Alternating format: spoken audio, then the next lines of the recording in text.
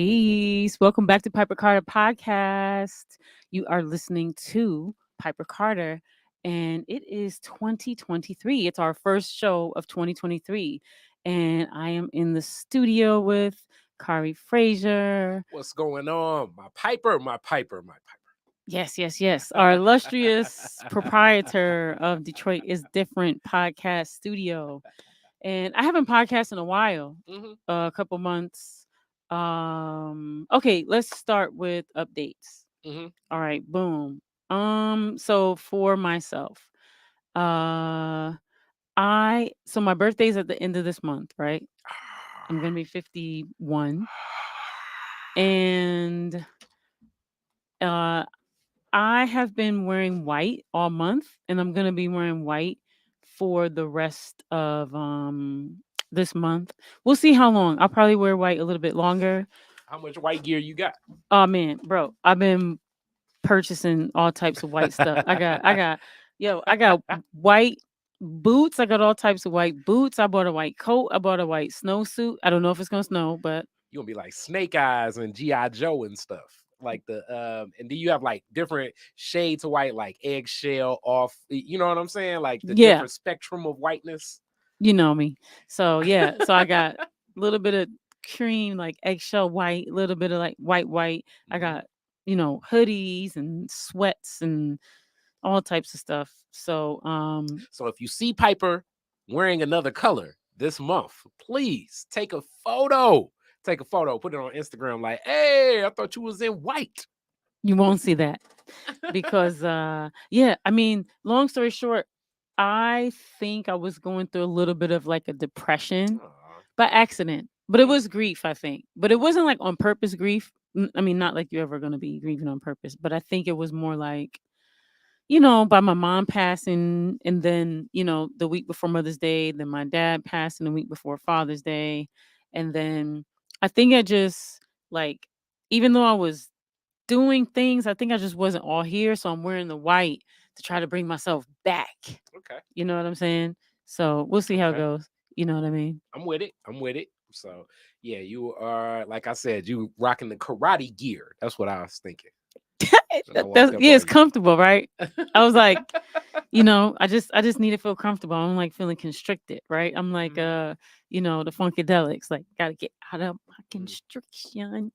You know mhm. what I'm saying? I like to feel Yes. just comfortable. You know what I'm saying? hmm All right. So um before we get into this statue, let's let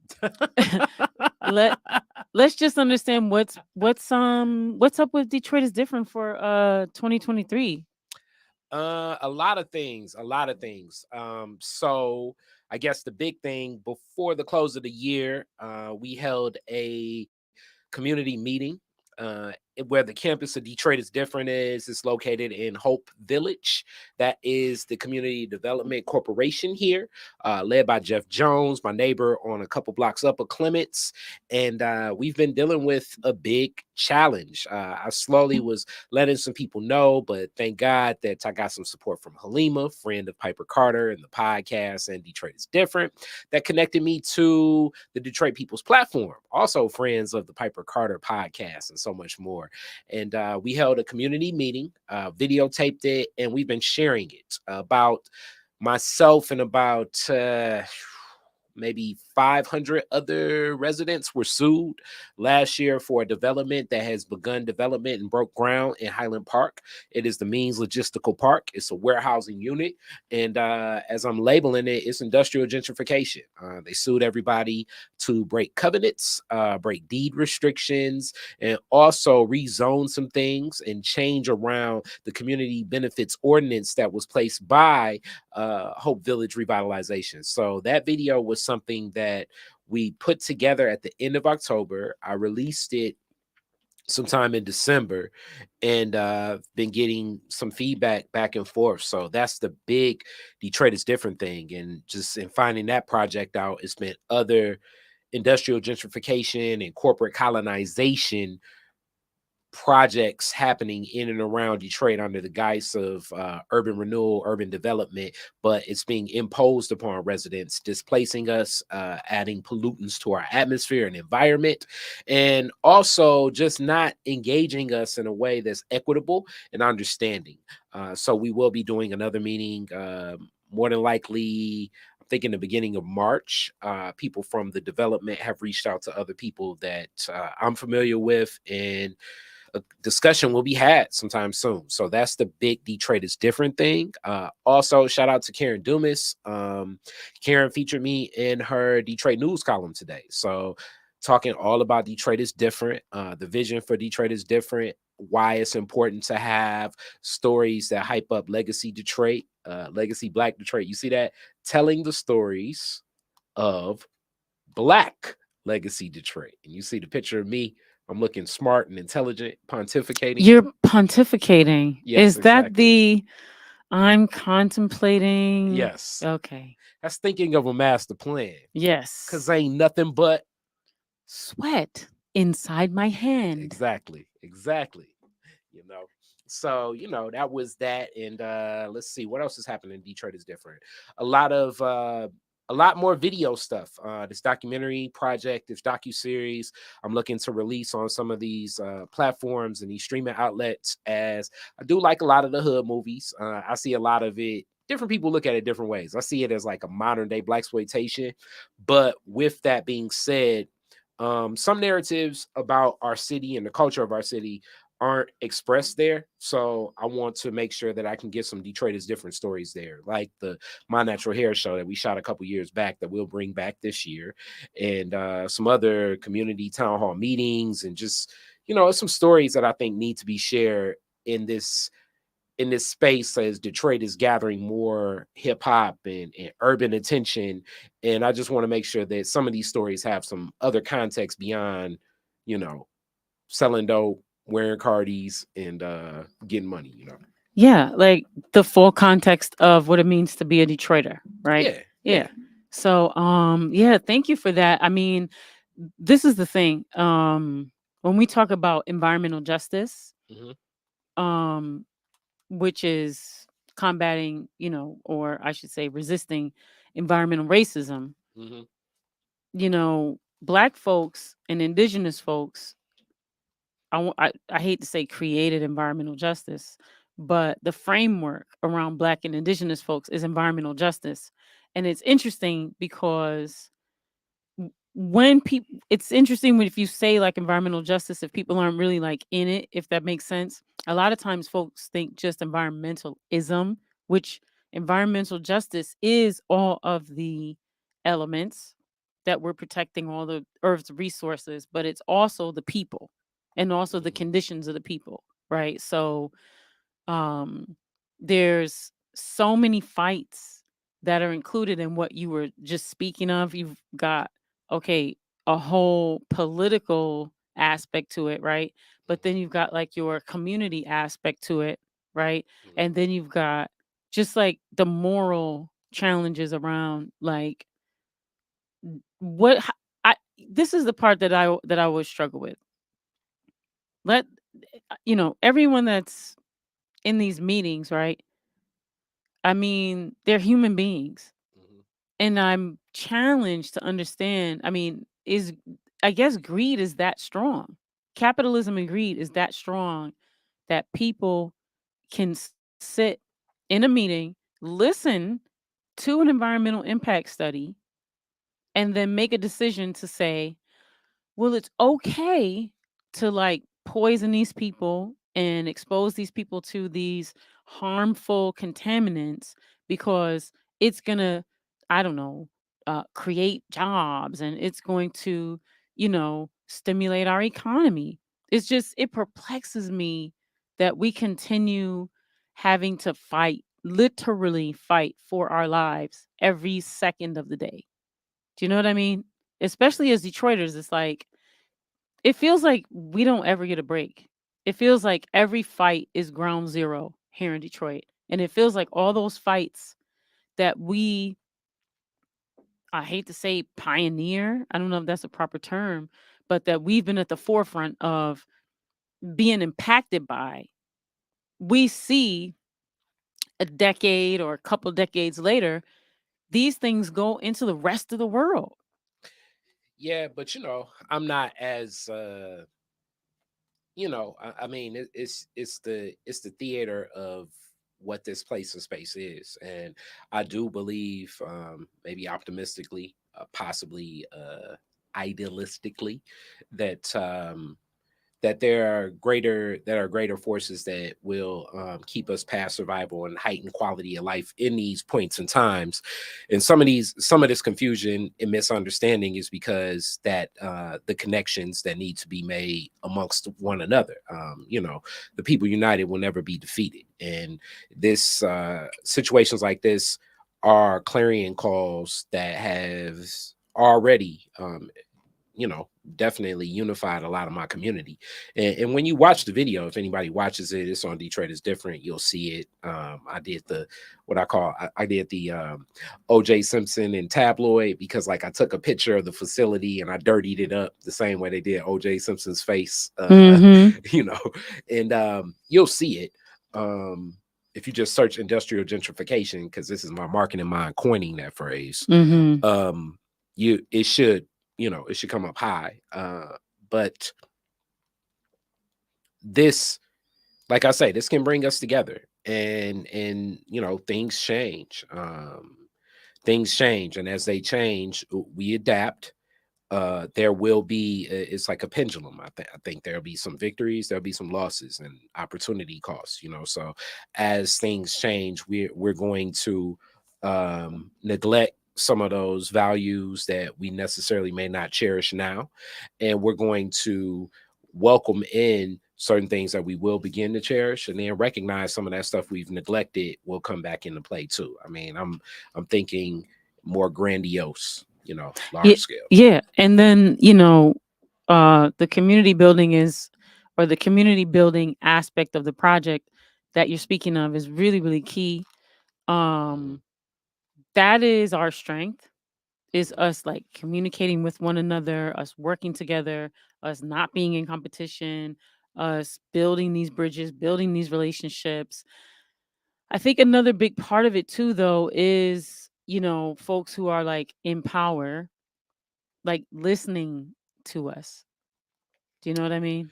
And that's where, like, at least how I've coined it from that video, I feel that media plays a role. I think protest plays a role, and I look at those more so as, like, I guess what people, I mean, all this language, because I'm big in media and marketing, but I guess from the grassroots attainable. And then you have politics and you have the justice system. So in my mind, it's like protesters lead to media. So from protests, you get engaged in some form of media, even if it's social media. From social media, now you can challenge the politicians a little bit more, because a lot of these projects, like this project, it's declared a brownfield. So a brownfield is basically government money, because that's really what this is. And this is why I always challenge Piper and many people when they say that it's capitalism, because this isn't capitalism. This is like corporate socialism, or corporate communism, but it's corporate welfare, because these corporations are using their political influence to have access to coffers of tax dollars federally, statewide, citywide, and countywide, to execute these projects. So these projects are using millions of dollars to execute what they're doing. That's why I don't feel that this is capitalism, and it's never really been capitalism, you know. So with that being said, because it does have access to those purse strings, and in the lobbying way is not necessarily the way of the people, but in recognition, the most vulnerable position we have are these political figures, especially being that so much changeover has already happened in the political space. A lot of our, the most tenured politicians around Detroit don't have, like, that long lasting tenure of, like, John Conyers and Carolyn Cheeks Kilpatrick, like when you and I were younger, or Barbara Rose Collins. Like, these people are relatively new.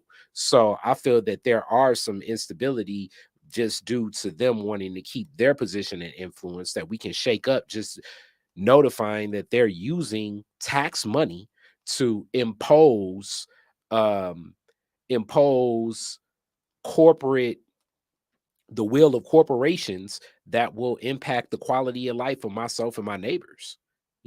That's the argument I have. And I also feel that the justice system is another one of those shackles that protest and media needs to keep going, because I think a lot of these fights, what happens is, at least in my opinion, um the fight will start, and then it's like, all right, now we're going to court, so we'll win, we got a hell of an attorney, and then the court is like, let's just wait till everything happens, as far as I'm concerned, and put foot on the gas, call these people out, you know rebel rouse, we have to, you know rock the cart. And somebody said, like, we shouldn't have to rock the cart, but I feel like we're behind enemy lines, and we must always do that. Keeping in mind my classic Kari Fraser adage: America was designed for white men with property and businesses. The further away you get from that, the more America is not your design. So we have to customize it until we have our own independent space and place that is, you know, for us, and run by us. Yeah. And I think part of what's really, really key about Detroit is different, and what you've built is you're strategically and perfectly positioned to be a person to be in that gap, because you're a media company, Mhm. and you're building your you're doing your community organizing, like, outside of media, Mhm. like on in your block, like on your block, in your neighborhood. You're building, or you've built strong relationships with, the I would call it like the local anchor organizations Mhm. in the neighborhood, but also you have been, cultivating relationship and building bridges with other magazines and other publications, and you've been doing the rounds of, connecting with, like, various, I'll say sectors of, like, business, nonprofit, Mhm. and so I think, um what you're doing here at Detroit is different by, allowing people to tell their stories, you telling stories, identifying, I'm going to say the angle, right? Mhm. And really putting forth, um, I'll say, a truer narrative of what, a Black experience is here, in America, Black experience in Detroit, and a more well-rounded understanding of, like, who we are, so that, you know these media conglomerates that do have a lot of power and do have a lot of resources, that are able to push their message to people in ways that makes people believe them. You've been cultivating that, um I'd say, very similar, very strong, like, trustworthiness, so that what you're the messages, and the ways in which you put things out, it makes you a trustworthy source of information. And so I think that the power that you've been building, I'm really glad to see that you've been building this power. You know what I mean?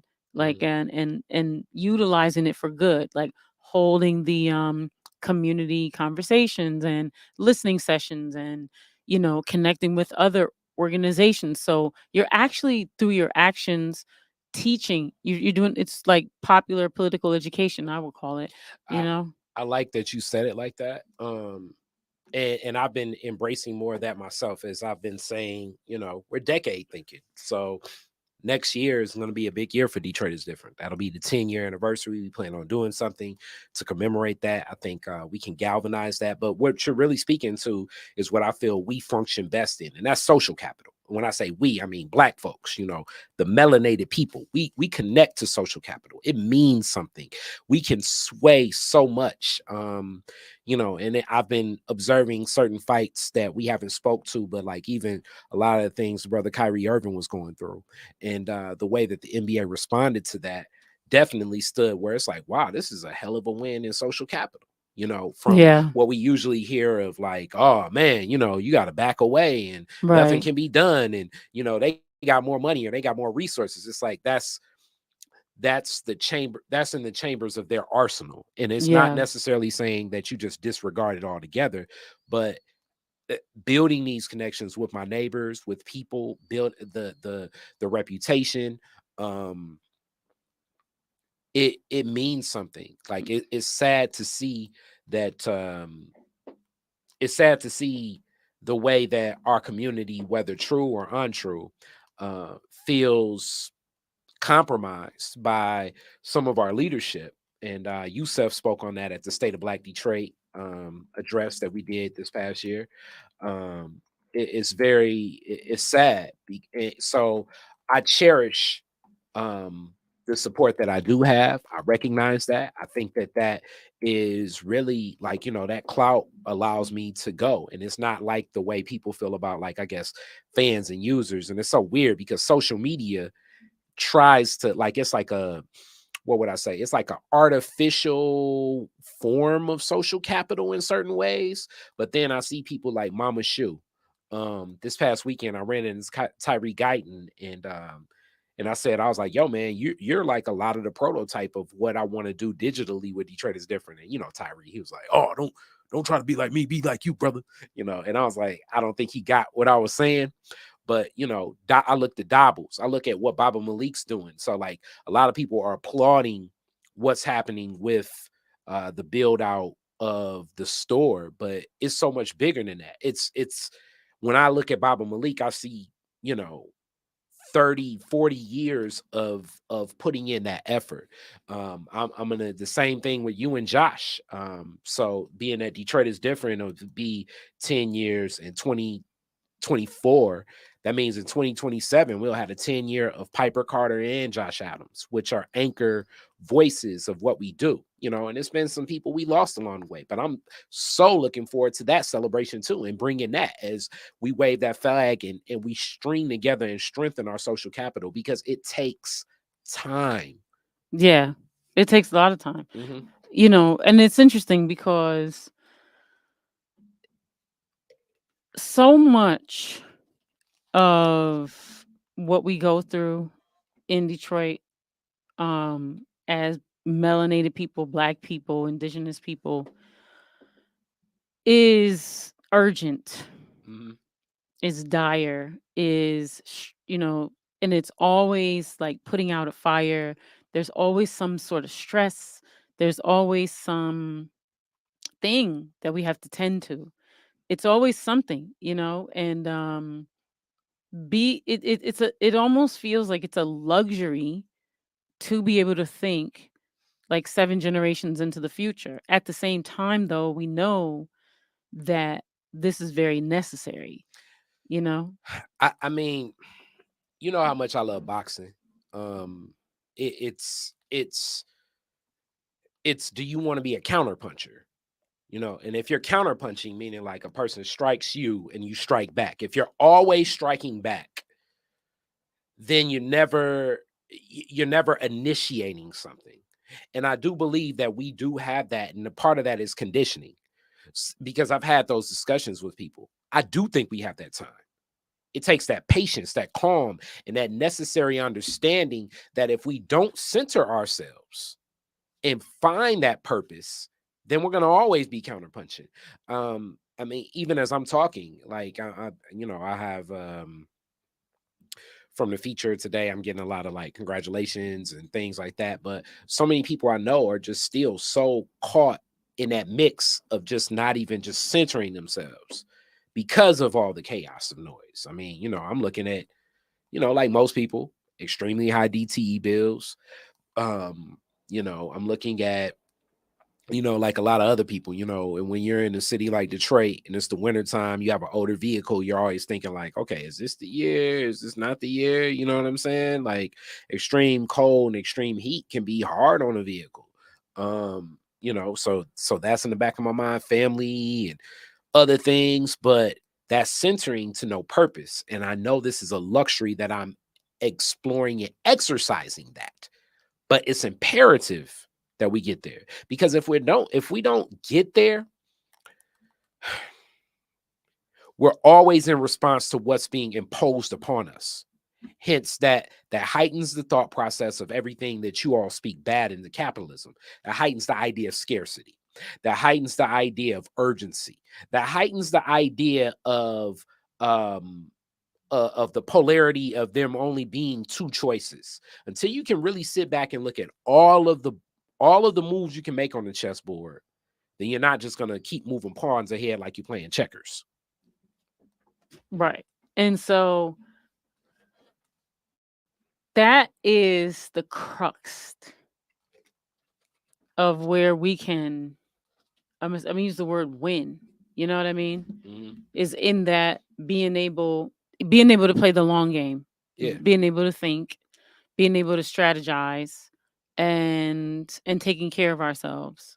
You Yeah. know, having that breath, and also, just having the ability to just like rest and reflect, and dig deep, and yeah, it is a mindset. It's a mindset shift. Mhm. It's definitely a mindset shift. I read this book. I don't know if others have read the book. It's called Rest as Resistance. And it's by I forgot her actual name, but she calls herself the Nap Minister. No, the Nap Bishop, Mhm. and she has something called the Nap Ministry. And I read the book towards the end of last year, and I've been incorporating it. She talks about, the maroon societies, and she talks about, not working yourself into the grave, and um, just taking time for naps, and just, uh, taking time for rest, and just, resting your brain. Your brain is a muscle, and you can't just like keep it going, keep it going, keep it going, keep it going. And you add stress to that, or if you're not taking care of your health, and yeah, you're just deteriorating yourself. So I started incorporating a lot of, what she teaches in the Nat ministry. I did that, and also I read this other book. I forgot the name of it, but it was about setting boundaries. I think it was even called Setting Boundaries. Mhm. I think both of those books together, towards the end of last year, reading them, really helped me to, I had always believed in these things, but it really helped me to like put words and understanding in a framework to something that I had been taking naps. I had been, okay, well, I'm not gonna work today. I had been, on this kind of give yourself grace type of thing. Mhm. But I think, yeah, those are two books that are speaking to a lot of this conversation, and the things that you're bringing up, like if folks want to read or something like that. Yeah, I mean, your grandma would tell you, your grandma Piper, hit the Mhm. switch. Your grandma would tell you, you know, take a nap, lay down. The boy probably need to lay down. That Yep. girl needs to lay down. Like it's so true because our body, during sleep, it's a lot of healing that goes on, healing properties. I mean, I'm not trying to sound like a shaman or anything like that. It's just true.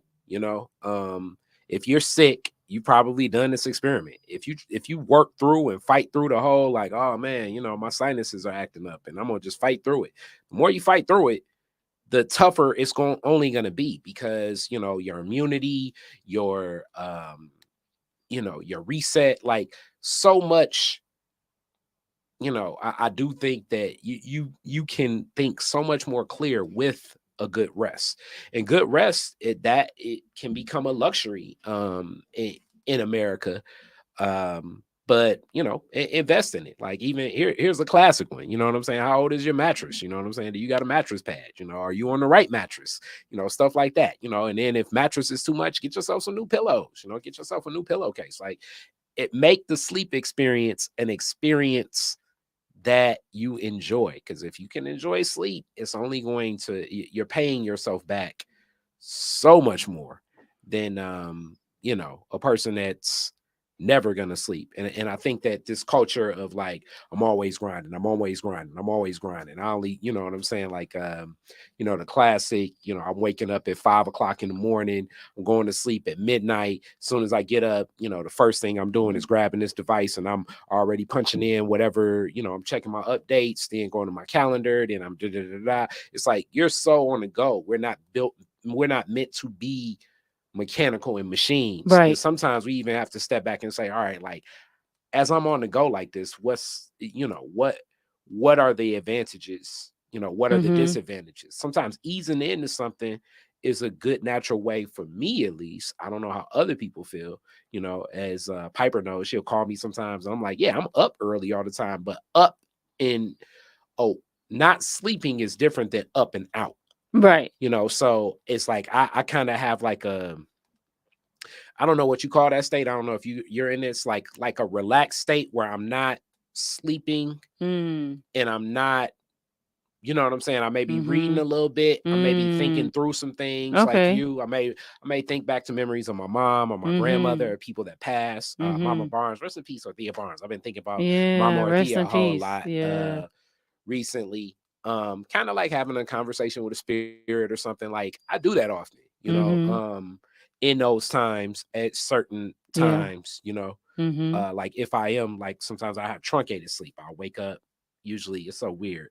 4 o'clock is a time like 4:15, That's a magic 4:07. hour. I never knew that. Yeah, the time so it roughly Hmm. between 2 and 5, or Hmm. or like 3 and 5, something like that, Okay. is those are magic hours, right? Before the sun comes up, there is a magic that's happening with the earth, right? Hmm. Um and so that, for me, that's the time that I spend, like, in my spiritual sanctuary, doing a lot of my reflections and spiritual work. But it's a time that you can call a lot of things to you. It's a time where your prayers can be really heightened. Mm. It's a time where all the animals are waking up, so you're like in sync. You know what I mean? Like you're in sync with the magic of this world. There's lots of articles about it, or videos, Hmm. that you can check out. And different cultures uh assign different, well, very similar, but maybe different nuanced reasons. But in essence, globally, that's the magic time for spiritual, you know reflection, connect with your ancestors, to give gratitude to the earth. And if you can, I mean, I don't know about in the hood, you can go outside and take off your shoes and put your feet into the earth, and like listen to the trees and things like that. You might have to do that, you know what I'm Hilarious. saying, Well, out in nature. Josh always called me the barefoot CEO because I'm a barefoot person in the summer. Piper knows that too. So yeah, I mean, I'm always like in tune, just in that spirit. I do think that that's one of those quality of life things. I'm like Piper too. I think music is good, so I strongly suggest. We're working on a big project, me and Piper. It's gonna come, and you're gonna get a lot of these like little tips. But making playlists, I think, is also pretty cool too. Music is big in my life, at least. But it may not be music for you. I mean, have that space and that place of some buckets that you can fill up that add and rejuvenate you to keep moving, because getting in these spaces, especially in these social justice fights, and I know it's a lot of social justice warriors that follow Piper, love Piper, but getting in these fights sometimes, especially you're connecting with people that it's no telling like what brings them there. You may need that full cup, so connecting to that full cup, making sure you're ready to pour in before something comes into you. And like what Piper said, even in setting boundaries, being expressive about that, um, and being willing to be present with the person, but not necessarily like assume all that burden as well. These are all, I guess, altruistic traits that we are learning as time goes. But I do have more of an optimistic attitude. I think that this is a battle. We're at war, but I don't think that the war is something that we will lose. I believe there are a lot of vulnerabilities in our opposition because of the size and how they move and what they need to do to move forward. And it's just about us, connecting in that time, in that place, in that space, that consciousness to initiate and engage. Yeah. And I want to switch gears a little bit Mhm, because you said something mhm. about we're at war. Oh yeah, You no know, man is safe from. no man is safe from. So the thing is, there's so many wars. One of the wars I wanted to dig into just a tad bit. It's not a war. It's just an interesting concept. When we first started the podcast, Mhm. Yeah, yeah. we were talking about your Brittany's role model. Brittany's robot. Brittany somewhere throwing a water bottle I know Kanye at the West. screen. Remember Yes. we was like F Kanye West, and everybody was like, y'all are crazy. Yeah, exactly. But yeah, let's talk about a little bit of like, from then to now, like what are some of your observations of some of the ways in which we've like warred on, brought war on some of these issues, or you know what I mean, and your like reflections. I wanted to see like what you think, just a little recap. In reference to him, or Not just him, but there's been so many issues since the oh, beginning of the since the start podcast. of it. Yeah. Um, well, I think a couple of different things have happened since the start. Like 2018, it doesn't seem like it, but that was a second ago. So like 2018, you had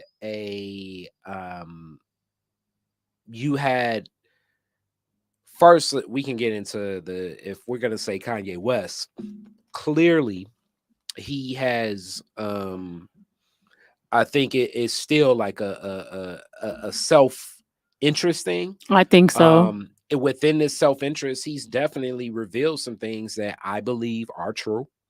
Um, and some of those truths don't necessarily negate the fact that the reasoning behind it may not necessarily be for the upliftment of the people. It's almost like I look at it like Kanye West is like the, what would I say? He's like okay, the older cool kids are about to skip school, Mhm.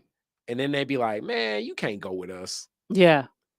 And then he's now still left at school, so now he goes to the principal's office and says they just left school. Right. You know what I'm saying? Like Yeah. in reality, his problem Mhm. has always been he just wanted to skip school with the rest. Yeah. So since he can't skip school with everybody else, it's like I want to blow it up for everybody, you Yeah. know.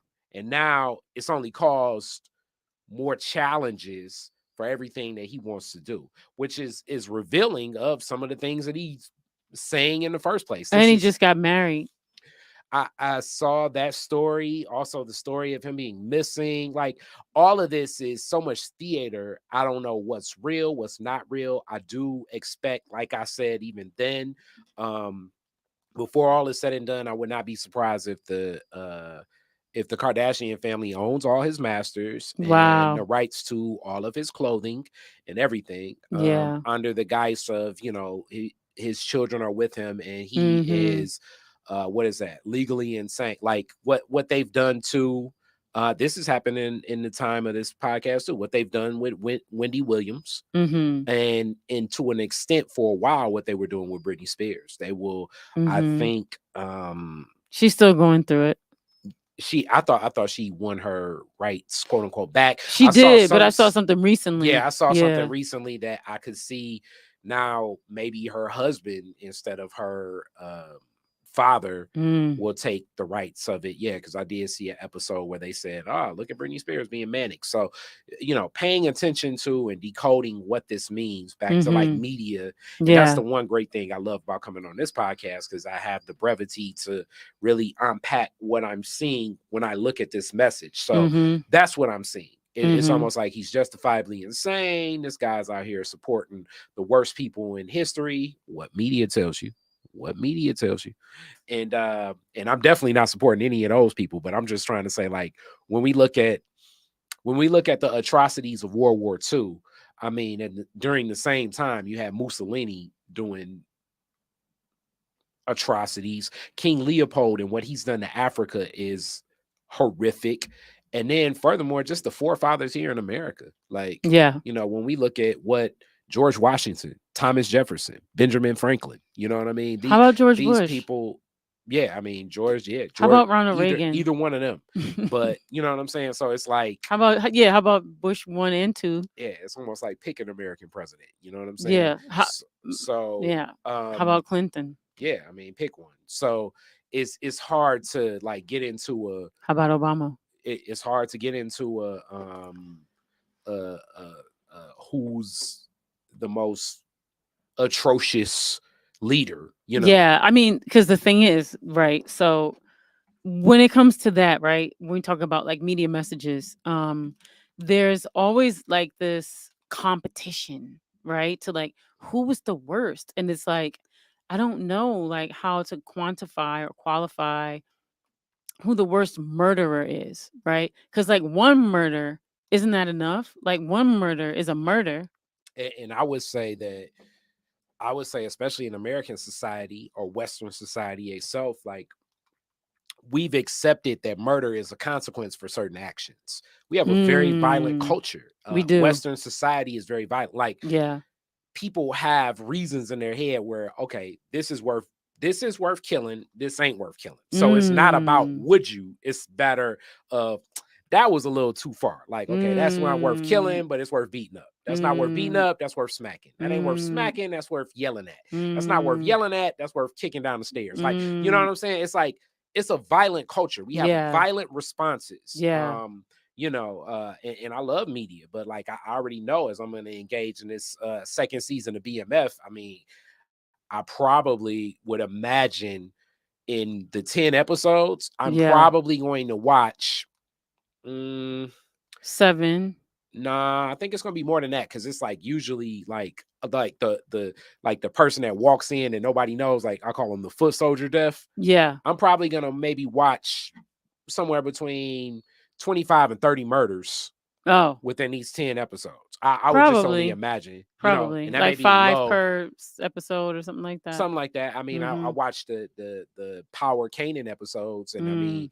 it's from the same lens. And I swear, I think in that I've watched, you know, 40 people, like, but it's not even anything conjugal, like I don't even recognize this as like, oh, that's memorable, you know what I mean? Yeah. Whereas Which is like if terrible. every person was murdered and then like an angel with wings popped out, I would look at it like, oh, what's going on here, you know what I'm saying? Like, Yeah. because I've been so desensitized to the Mhm. violence that I accept as part of Western society, Western culture. you know Yeah. we Yeah. have reasons why we feel violence would happen. Right. Speaking of our violent culture, we had MLK Day yesterday. Yep. Um First of all, I remember when MLK Day Was not um our national holiday. was not our national holiday, how we had to fight. And Shout out Stevie Wonder. Stevie Wonder made the song. I remember it was a great song that he made. And I remember when, at least for me, maybe because I went to African centered school, but I remember when it was a huge thing, right? To like celebrate. But on yesterday, there was something that interesting that happened. The statue trumped the holiday. It sure did. Let's talk about it. Man, oh The man. statue. Man, oh man. Okay, first of all, if folks Here we haven't go. seen the statue, go look at the statue. It's supposed to be um Coretta, rest in peace, Mhm. and Dr. King. Dr. King, rest in peace, embracing, Hmm. I my mouth doesn't want to say what I think it looks like. Mm. But let's just say it's a number. Hilarious. A number. I mean, I don't want to even disrespect the legacy by saying those words. You know what I'm saying? I don't even want to. I, I don't want the karma of the that's disrespecting their legacy hilarious. like that That's without. hilarious. But we know it's a number. But Hilarious. I'm just saying, like, what is the deal? Here we go. Here we go. Here we go. So, all right. So when I first saw this, the first thing I did was I put a post up on Facebook to just get some feedback from Jamon Jordan because I looked at him with history and I was like, okay, what's the deal with these faceless statues of black people? Because we had a fist for Joe Louis, and he gave a great context of that fist for Joe Louis, which I guess I was always misunderstanding of it because I thought the fist was because they didn't want a black man's face at the time. He said, no, it was a gift for defeating Nazi. And I mean, it's a classic, like, it's a symbol of Detroit, you know. Um, and we do appreciate, and I'm still calling it that racist man's name, Cobo Hall. You have the full statue of Joe Louis, which I think was definitely something that Coleman Young was like, nah, we need a full statue too. So then you look at this image and you're thinking to yourself a couple of things. One, knowing Boston being one of the settler places of America, the racism is historic in Boston, especially even dealing with like sports figures, and those Bostonians love sports and stuff like that. It would be like champion, rest in peace, Bill Russell died last year. Like he'd win championships and people would be like defecating on his bed and like when he come back home and stuff like that. Like God.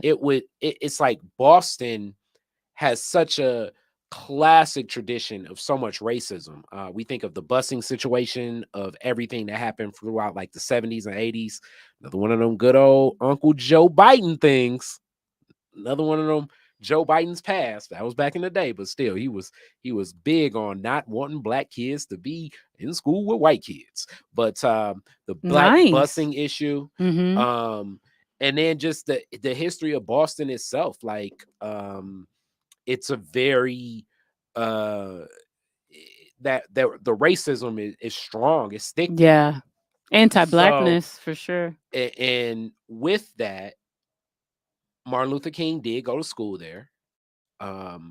So to do this, it's almost like in honoring him, it's like you honored him with this ceremony and this statue, Yeah. but you disrespected their legacy as well with the design of this. And I had a conversation with Nandi, and she works sometimes in art spaces. So she's like, yeah, many people figured, worked on this and approved that and da da da da. And I'm thinking to myself, like, I'm sure that it was very an exhaustive process of how this came about. Mm-hmm. At the end of the day, if so many black people immediately saw that and said, what the hell is this? Right. Then obviously it's missing the point. And who did it go across to say? And it is a black artist. And what we're going to definitely say is, hey, black artists that did that, you still, just because you're black does not give you the freedom to know that, like, especially like the photo of this quote unquote iconic photo, the embrace. Like, I can't even think of like iconic photos. You're a photographer. Like, is that an iconic photo? Like, you know what I'm saying? Like, I don't think it's like the type of photo that's so iconic where you can just take like a portions of it. It needs to be like a, is it maybe it's the one? Is it the one where she was like smiling or kissing him or something like that? But still, I mean, it doesn't look at first glance like he literally had to explain it to you for you to even try to understand, which that means it's bad what art. was going on. That means it's bad art. Like, I look at like, okay, like the four little girls. If I saw if I saw a bench, which this will still be disrespectful. If I saw a bench and I saw four skirts and little girls, I'd be like, oh, I know what that is. Um, if I saw what other iconic pic, it's like, damn, when I think of historic Black iconic photos, you're I a think photographer. Gordon Parks immediately. Gordon Parks, but which Great photo? Day in Harlem or something like that. Okay, yes, but like if you just okay, so but you need to see the faces for Great Day in Harlem. But like I No, you guess could put like if you made what statues of like sticks or steel or okay, I give you that. drops or I give like you that. mobile. I You give know you what I that. mean? They could do a mobile. I mean, there's different ways you could do it. Balloons, lights. You know what I mean? Like different lights, like all Well, around. it still would be closer to, but it's like it has to be a very impactful photo for you to just take like a portion of that photo and it to exist. You know what I'm saying? Like to me, here we go. Um when apartheid ended and Mandela got out of prison and him Yeah, waving his hand, I think that was a moment where it's like snapshot, click. We would know like if it was a statue in South Africa with just Mandela's hand raised, I still think his whole body should be there, but I think we would get the the art of what that is. Like it's hard. Like when I think of iconic photos, I'm almost stuck. You're a photographer, like, and I especially when mean, Martin Luther King's most iconic photo is the "I Have a Dream" speech. yeah, but I think like, I get it that he was trying to do an iconic photo, but I think even just like the execution of the piece itself Mhm. is very sexualized. Like it's very sexualized and not in a way that feels respectful. I definitely see that, as certain people have said that. I think that I don't necessarily. I was confused. Somebody had to explain the sexualized to me, even, and it's like it looks so different from different angles, Yeah. especially what it is. And then at certain points, I'm wondering, like, okay, which arm is Martin's, which arm is Coretta's? Like, it's Yeah. very confusing. You know what I mean? Yeah. Like, it very much looks confusing. That's what it Yeah. looks like to me. I thought it was legs immediately. I think certain people definitely said that. I thought it was legs. I didn't even know it was arms. Like and then when you see the like, I don't know, like it just doesn't stand out. It doesn't speak. It's so many questions, and I'm sure that this project was a lot of money and a lot of effort, but you gotta change this. You gotta change that. Yeah, and This the is thing as is, bad as that one Tupac. This is worse than the Tupac sculpture where it don't look like Tupac. well, so and this is the other thing too, right? So there has been over time a debate in fashion around headless persons, headless women, and how, cutting people off in images is a form of like Disrespect. silencing them, disrespecting them, Mhm. dehumanizing them. Um and so yeah, it does have that kind of tinge to it. Like, why is it headless? Like, why? I mean, and it's fine. I get it. Like, not being literal. Artists are like, oh, but I want to be literal. I'm going to do this really incredible, like, abstract Nah, because see, thing. this is where I have a challenge. This is where I got to pull back and challenge. Because sometimes you have a freedom to be an artist. Like me as an artist myself. Like I do a lot of this video work. I do a lot of production. Um, I creatively put a lot of stuff into things. The documentary project I did with Bodie James and Bodie had a bad accident. He's getting healthy. Shout out to him and Sterling. Yeah, I was able to Sterling was in it too. Sterling was, on that project with me. Okay, But I was and able yeah, to play around with it because it was like artistry that, is Bodie. You know what I'm yeah, and saying? feel better, Bodie. If if I were tasked with doing a creative project on behalf of, like, I don't know, let's think of like somebody that I just really think that their legacy means a whole lot to our culture and our people. Um, let's say like a let's say like a mm, let's say a mm, mm, hmm. I'm really trying to think of like what artists do I really think would be that, but like an artist like if Curtis Mayfield or something like that, Hmm. you know what I'm saying, where I was tasked with that, I would have to honor it with a certain type of like integrity Respect. and dignity Yeah. for everything going on, and each step of the way I would include the people in it, a part of it, a part of the life of Curtis Mayfield Hmm. or Aretha Franklin or But artists also like that. I too, think. this is the thing too, and I don't know this artist. I don't know this to be true. I'm just saying Mhm. kind of a generalization. Mhm.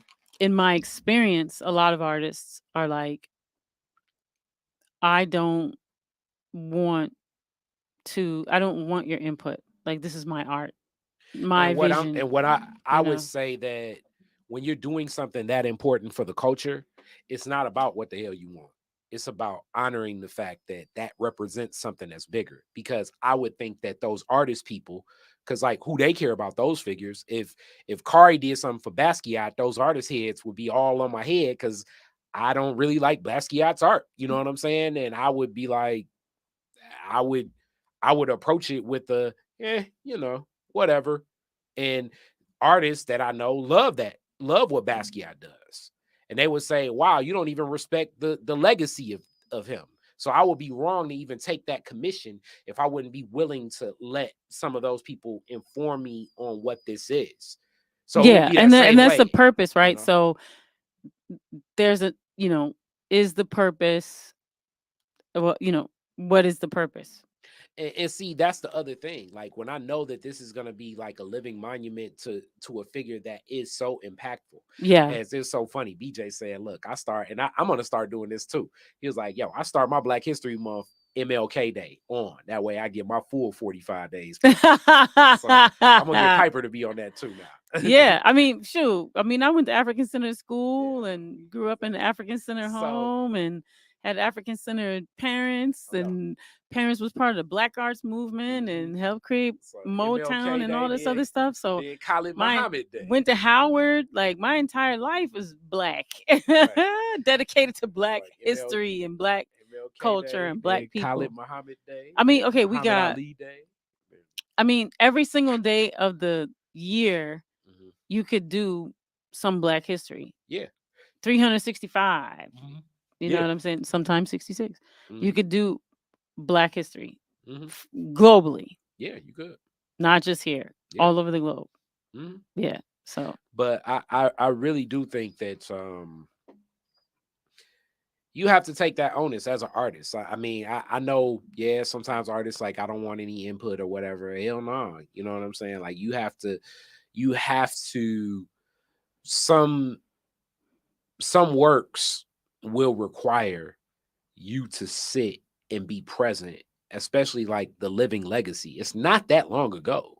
You know, no. I have the Time magazine that you know where he was murdered. You know what I'm saying? Like it wasn't Damn. that long ago. So these are people you can touch. These are people Yeah. you can talk to. These are people you can connect with. This Yeah. isn't like this isn't like you're doing a sculpture of Mansa Musa or something. Right. You know what I'm saying? Right. Like or Nefertiti or something like that. Like this Right. is for real. So you can still grasp. It's still real photos. Like you can do more with that than I But think think what was about done. it. How many people, I wonder how many people were involved in the development of this project and the permission, or, I many execution of it. I so many. I have I know, I don't want to say relationship, but I know one of the council members in Boston. Oh man, she got a lot of fight in her too. Julia Fortson. I've been looking at her Instagram page. I don't want to be number 400,000 to slide in her DMs like, yo, what the hell? But I'm pretty sure that I wouldn't be surprised if something changes in reference to that very soon. Oh, And then wow. I also feel like it was embarrassing to involve the family to like I mean, I would be so mad and angry if I gave a speech on behalf of my grandfather and then that was the statue. I would be like, man, I'm gonna read from the chat. So always first class said that, we should know better because our ancestors. oh, click it, and then Click it it. shows up. Yeah, Okay, you yeah. didn't know that. Let me see. Yeah, so it says we should know always first class says we should know better because our ancestors' artwork was defamed and destroyed. If Yeah, not us, then whom? Nobody. I agree. I definitely agree. I mean, it Yeah. was technically what they say. All skin folk ain't. You were You're supposed to come back in. No, All I was skin folk reading. ain't. All your skin folk ain't, some of them ain't shit. Oh, you ain't never heard all skin folk ain't kin folk. No, But I'm just kidding. I'm just kidding. she took it another level. No, I'm just kidding. No, I'm just kidding, bro. No, I just mean like in the land of art, right? Okay, that's another conversation that we can have for another day. But there's this whole culture around the elitism of visual arts, which It's real. really uh creates a barrier It's for a real. lot of Black people to even want to be in, I'll say, like those realms of art, right? Like there's so many barriers in general, but yeah, definitely that's another podcast for another day. Like the elitism in art and the, who is art for, all this stuff around like, do you don't get it, or Oh, I mean, you very know. much so.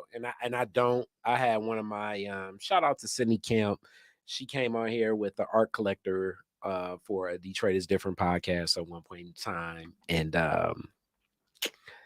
when Sydney did that, I sometimes I just don't understand it because part of the collecting is who the artist is and the impact the artist has on the community and who they hang with. Like to me, Basquiat's story, especially, is one, and we can bring this up and we can close out on this because I know that you can speak to this, but Basquiat's story Mhm. is if he's not with Andy Warhol and Madonna and in that scene of New York, nobody, I don't think it's anything. And then also his But that's the the murder, context. like it's like Yeah. you take him away from that scene and those people, Mhm. you know what I'm saying? Like these people aren't appreciating that art. But It's the that's the death. context of that's the thing. So that's the context of art in general, right? Like that. Mhm, So let's say like street art, because that period actually ushered in the era of street art.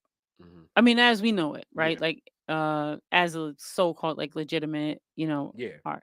Bansky and all of So with that, the whole context behind his art was this like counterculture, because it was the rise of punk and hip hop. that. Mhm, So it was like pretty much like the visual representation of this young spirit of youth culture at the time, which was very anti, you know capitalism mhm. actually, and very anti establishment. At the same time though, it's like he's hanging with these people who are of The extreme establishment. means, Mhm, who also are embodying this rebellion mhm. against, I don't know, their grandparents or whatever. Yuppies, as they called Well, them. no, these ones weren't the yuppies. These ones were like your arts, like counterculture arts people who were just like, you know, just trying to make a statement about being anti. But to me, I think the yuppies were the ones buying his stuff. Like I think Mm. when I think of that movie, you've probably never seen it with Christian Bale, American Psycho. That's Yeah, the yeah, type yeah, of yeah, yeah. that's who I think was buying his art after him passing, Oh the yeah, that's who's buying parties it and the now. cocaine and heroin and all of that stuff. The young Mhm. upper class, as they called them, yuppies. It Mhm. was a part of that scene, which kind of brings me to my next question, and I guess we can close out here as we getting closer to the hour mark. Okay. Madonna Yeah. is coming back on tour. She ain't been on tour in a long A time. They're long time. saying, When was the last time she was on tour? I don't know, but they're saying she's gonna do a Detroit date. So with that, Mhm. as a person, And she's definitely, when we think of media and culture, and we'll do a deeper dive into this because I really have more questions about it. Because I remember being a kid, and I know people were like, "What the hell is a black man, in the hood concerned with Madonna for?" I have a lot of unpacking because I'm in marketing and media, and like But she's so much from of things and Detroit-ish. trends, and she definitely Detroit-ish, but Mhm. more so as a figure and what Mhm. she represents. And always I remember like her packaging and rebranding. Mhm. If You it, remember, well, you were very young when she mm, first came out. I wonder, do you remember her when first she had like packaging? The her very first first, packaging to me the was first, like, first, first. What was it? 85, was she like 84? in like the skirts Yeah, and it was the whole like like a lot of like a like virgin, but she had like a touch lot for of the the very first time. friends She like had the teddy. She bracelets was and wearing the teddy. I used to be a Madonna fan. mhm, That era. I was in middle school. That's why I know everything. It was the black like rubber bangles, mhm, and then it was like the teddy, and it was like the black eyeliner out like this, and she had the perm with like the like curly permed hair, and it was all frizzy and everything, and she was red lipstick, and she was doing kind of like Marilyn Monroe kind of thing. And she her initial marketing that she came out with was, I want to say, within R&B, in the black. It mhm, was on black radio, and it was promoted to black youth, and it was like a very like black folks. yeah. It was like music for black folks, and I she mean, her I music, her remember, it was funkier I personally pop. remember people used to debate, like people would debate Michael Jackson or Prince, and people would say Tina Marie or Madonna. It was a point in Mm, time where that debate did exist in, in cookouts and stuff like that, and it always saying vintage 80s. But I'm asking this question as like us, predicting media, and I want to do some more media decoding, and maybe I'll just come on here and do it. Um, what packaging do you think she'll have? I know people will say, like, what do you well, think for today will it be? Will it be the elegance? Will it be the Avita look? no, it's Or not will gonna it be be elegant. the will she have a lot of choreography with this? Like, what I do you think think will be delivered? this is the thing. I think Janet came back out after 10 million years. Mhm. And Janet had this whole marketing thing that was online. She did her concert. Um, so I thought she Janet, started pulling dates though. she may have, but I Mhm. mean, I'm just saying in The general, like rollout. We're she talking came about the back. packaging. Yeah, Okay, yeah, I got yeah. you. I got So you. she had this whole rollout, which was, I want to call it 6 months, Yeah. around 6 months that she was Mhm. doing a rollout and everything. And it was, Janet's doing this and Janet's doing that. And what does Janet think about this? And she was just And she commenting did on do that everything. 4-part And documentary, and I still haven't watched that yet. yeah, we should watch that and talk about We it. can do that. We can do that. Yeah. And my personal thing, I think maybe Madonna may have seen that. Like, if she can come out, I can come out. I don't know. Maybe she just wanted to I come got you. out. But I do remember I have been seeing a lot of Madonna. 2022, 2021, 22. I started seeing a lot of Madonna. I know her son, her she has black children. Mhm. One of her older sons was doing some, I don't know if it was TikTok or what he was doing, and she was promoting that. I know she also was like in the room when Kanye was dating the woman before the one that he just married, Okay. and Madonna was hanging out there. I know that she's been sharing a lot of her children's like TikToks and things like that, like look at my kids. And she's just kind of been like lingering in the media, just kind of like showing her stuff. I haven't heard her talk about music. I haven't seen her doing anything with music.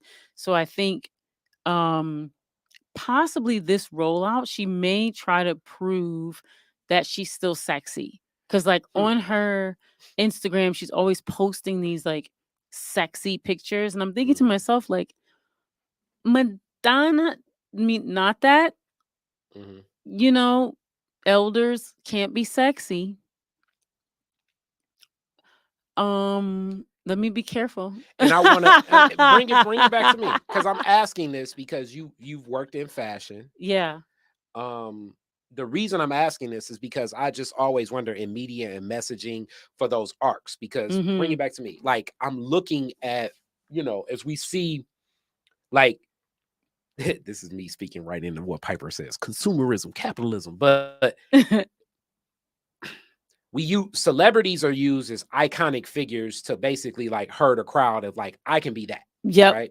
So we're looking at like, I guess, a lot of women really kind of in your age range Yeah. that are transitioning to like, okay, I'm not my grandma, Yeah. but technically I'm a grandma now. Yeah. But what type of grandma am I going to be? Because Yeah. I don't want to be, I'm not, you know what I'm saying? Like, I'm not, Like Little Red I'm Riding not Hood's Golden grandma. Girls. You know what I'm saying? Or I'm not, what's this? I'm not All in the Family. That's what Right. I'm saying. Okay, so I'm not All in the Family, Right. but I don't want to be Blanche from Golden Girls either. Hilarious.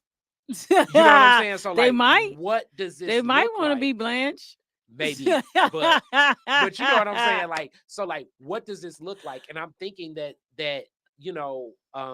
some handlers are going to be Oh, a for part sure. of whatever the arc of what she looks like. And I totally forgot about, you're right. She will do like the Good Morning America rollout. She'll Mhm. probably have like a HBO 5-part whatever of what her life is in this story to gather up some attention. And it's Mhm. going to also be kind of what the Rolling Stones are for like extremely old people. Yeah. You know what I'm saying? White Mhm. folks that like it will, you know what I'm saying? Like, because it's going to be a lot of branding involved in this, because that group of women Mhm. that's a big group of women, Black women included. Like, Yeah. if packaged, if If if it's they packaged execute this properly.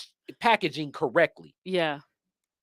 it can be that. And in my mind, I'm thinking it's going to be what I usually, it'll be like some denim, like jeans, blouse with jeans, but the right type I think she's gonna have a boots. full unitard on and try to, and then like be, lifted out the sky and prove that she can still do the splits and open her legs up to the camera and throw the microphone in her genitals and try to prove that she can still That's interesting. do all that stuff. I don't know. I just think she's gonna give us like, you know, that if she like, because that's what Janet was doing. So you don't think that the handlers, because I've always thought that Madonna set more trends than Janet. You don't think that enough of the machine will have more interest in like, all right, if we're gonna roll out again, we need you to like kind of capture the hearts and minds of this group of women that really kind of don't have a prototype ish figure. I see a lot of Black women, especially like with Angela Bassett, like winning some award. And I think Angela Bassett is fly. Like, Yeah. but she's not the machine has not put they haven't poured in the resources into her to make her the iconic figure of like, oh, I want to be like her. I think Michelle Obama was becoming that, especially for Black women at one point in time. Yeah. But that's different than white women. And white women, like, will they use maybe some of that Michelle Obama-ish stuff with Madonna? Like, this is like Kari media thinking. I in think my also mind. too, like we're in such an interesting time that like if we're honest with ourselves, it's Mhm, almost like out of style to be white in mhm, music and pop music and things like that. I mean, in the sense of when you see a lot of the younger white artists, they're doing the Madonna, right? They're taking black art and then incorporating it into their, the pantheon of like their image. And that's what Madonna did. Like she took yeah, like the black image and the black yeah. sound and the Because black Nile art. Rodgers did a lot of production for her, right? Well, yeah, and That's what I she thought. and she like came out, I want to say, as like a white black chick. You know what I Yeah, mean? When she first came out. And I think, if you look at the younger artists like the Billie Eilish and, some of these other like, Ariana Grande oh yeah, and all these other young, yeah, they did, I mean, a little different than Madonna, but I think they did the like, oh, these black artists are doing this and I'm gonna do this. I think Madonna coming back out, I think they really need to be strategic about what is the purpose of Madonna coming back out and like what is the message that they want to send. Because um she's gonna have to do, right? Like a prayer. She's gonna have to do, Like a Virgin. She's gonna have to do, You think she would do her Vogue. whole, because like Prince later on, like obviously I think some of it was the Jehovah's Witness stuff. He wouldn't do like his whole set. Like some stuff in my mind, she'll definitely do Vogue. But like how much of a product, like in my mind, I think it may be a scaled back production. It may be like, because I do think, just in my marketing mind, if executed right, she can become like yep, that's the cool soccer mom that I want to be. I'm not the mini mom. I'm the mom that the kids get in the car and we playing Drake and Future. You know what I'm saying? Like Kind that's, of, but remember, her image was always sex. Her image at a and her second she message. turned to elegance with the Avita, and like she got to like a little bit of like elegance, a little bit of, and in my mind, if you feel like it's always with sex, even more reason now that she could kind of not go all the way like Adele or Celine Dion, but her version of that. Yeah, but she's not a strong enough vocalist. Like, her music wasn't, I mean, honestly, it wasn't like vocally like, let me that sound Mhm, disrespectful. But let's just say like her vocal ability and her music itself wasn't really like music for like vocalists, right? She's always mhm. been an entertainer. And Yes. and her music was always about, yeah, for me, her music was always about pushing the boundaries of sex and sexuality. And she was one of the ones who helped bring in the sexual revolution, for women, and made Mhm, it cool to be, sexy, and made it cool to like, have an orgasm on stage, and made it cool to like do orgies and all this kind of thing, you know what I mean? And like, mhm, masturbate. This is like her messages, you know what mhm, I mean? That was like, that, and her poppy, that's why people had a problem with her, because she had a poppy sound, and it was, it was marketed, to it was kids. pop, like, yeah, teens and Mhm, stuff like that, young adults. And so I think it's interesting to think of her as an elder mhm, now, and coming out, and like, yeah, so if that was your thing, then you know what say ye as an elder, like, with that music now? mhm. I don't know. And it's interesting. Like, again, maybe we're just looking at it like, okay, yeah, it's fine for an elder to be sexy. And she's Yes. gonna come out and show you what does it mean for a sexualized elder to come out and like be her sexualized elder white woman self. And I wouldn't be surprised, probably not, like I wouldn't be surprised if she has some like major international stars pop in on some dates with her, like Burner Boy, and Oh yeah, that'd be dope. she'll probably have damn, I can't even She should bring Bad Rihanna. Bunny. I wouldn't be surprised if she does something with Rihanna in my Yeah, mind. Cardi B or something. Maybe Cardi, yeah, I could see Yeah, that. that'd be But like I think cool. the packaging has to be, if I think if it's too sexualized, it's gonna be looked at as like, huh? You know what I'm saying? That's why I Maybe. think it's gonna have to be packaged in a different way. Maybe. I mean, also too, if they that could be what the marketing is, right? Like, if she comes back out, it could be like, women, you're never too old to be sexy, I you never know. thought about that. Yeah. But do you think that that market, because now we're really getting into the executive mind branch of this, do you think that that's even a market that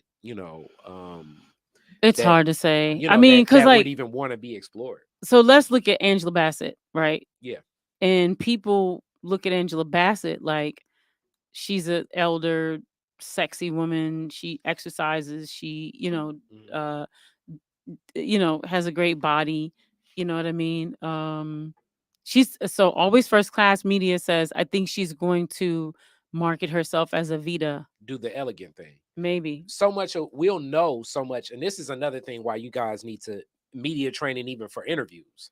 And this is something I threw at my dad, and I hate to leave you with this. I believe that Prince Harry is being marketed as what I'm gonna call the UK Obama, meaning like Hmm. I left them because they were racist and wrong, and I'm going to come back, because right now a lot of the African leaders and Caribbean leaders and even some of the Asian leaders are like, yo, we want all that wealth back from the crown. So now if we create Harry as he got a black wife and he kind of listened to her, she wear the pants in a relationship. So you really don't, you're not really dealing with him. So if he comes back, he'll work with us more equitably than my evil brother. Like, that's the packaging I get from his interviews. I'll know a lot once I see her interview. When she sits down and does her, I think it'll even say a lot whether she does 60 Minutes or Gayle King. Like, Yeah. if she does Anderson Cooper or Gayle King, because when you do Gayle, that's a different message you're talking to than when you do Anderson Cooper. And audience. Yep. When you do Anderson Cooper, it's like, that's everybody. It's a wide net. It's Cooper. A wide net, but you're also saying to me, the interview with him is like saying, I've been wronged and I need to change. When you do Gayle, it's more like, I was wrong and now I'm changing. You know what I'm saying? Like, it's a wait, speaking of interviews, did you get a chance, and I know we're ending, but did you get a chance to see the Barbara Walters special on Barbara Walters? I did not. I need to watch that. Okay, so let's do a show on that. I saw it. Okay. And I won't say nothing. Keith Murray. Keith Murray needs help. I'm not gonna say anything. We'll do it. We'll watch it and I'll do it. We'll talk about it. So yeah, okay. This is us easing back. This is me, or easing back into 2023. We got a full year ahead of us with a lot of great stuff. I'm really looking forward. Did you want to leave us with any words of wisdom? I'm going to just say, no, we're going to do more of this, because I was already talking about doing more media decoding. And Piper's always good to do that. I was going to do some Kari decoding, but now I know that I got a home on the Piper show to do more media decoding. And then we'll keep you guys filled up. We're going to cut these clips up and stuff like that. I mean, we just fell into the Madonna thing when I saw it come across my timeline through Metro Times. And I was like, let me get Piper's feel on this, because I really, in media and marketing, I always wonder the packaging of sometimes stuff like that. Like, here's another, I'm always going to throw pitches. Even the packaging of Hakeem Jeffries right now as the new Democrat guy, I feel as though it's not. We'll talk about it later. Yeah, we'll do what we have to do. We'll do a show on it. So yeah, give us the where are people going to find you? DetroitisDifferent.com. Go to DetroitisDifferent.com. Always listen, tune in. Okay. And then for me, go on the socials, Piper Carter Podcast. We're now on Facebook. So we're on YouTube and we're on Facebook Live. And also too, all your streaming platforms. Check us out for audio. And if you, want to drop a line or something, go to the website, pipercarterpodcast.com. And of course, you want to check us out on Instagram, Piper Carter Podcast. So it's Piper Carter Podcast on everything, like, share, subscribe, let your friends know, this is where we'll be. So yeah, we're going to keep it on Tuesdays. I want to shout out Always First Class Media and thank you for being a loyal listener. We really, really appreciate you and thank you for contributing to the chat. And also too, just want to thank all the listeners that have, been listening over the years and just continue to listen, let your friends know. And also remember, you can become a Patreon if you want to support the podcast. You can go to Patreon and it's Piper Carter Podcast on the Patreon, Piper Carter Podcast, everything. So yeah, this is us easing into 2023 and we look forward to seeing you next week. Peace.